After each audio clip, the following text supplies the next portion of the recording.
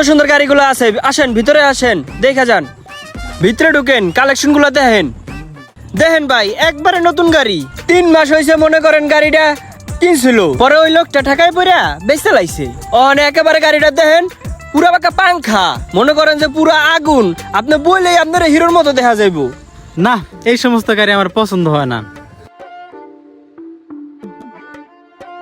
কি করে ও বুঝি না, এত চাপা দেয় এবারে গাড়ি বেচতে পারে না।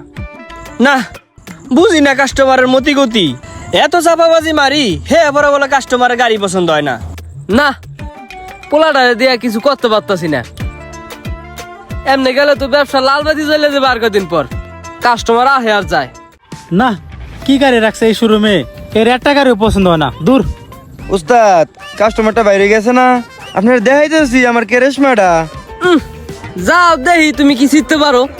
হ্যাঁ, ওই বেটাই পারলো না।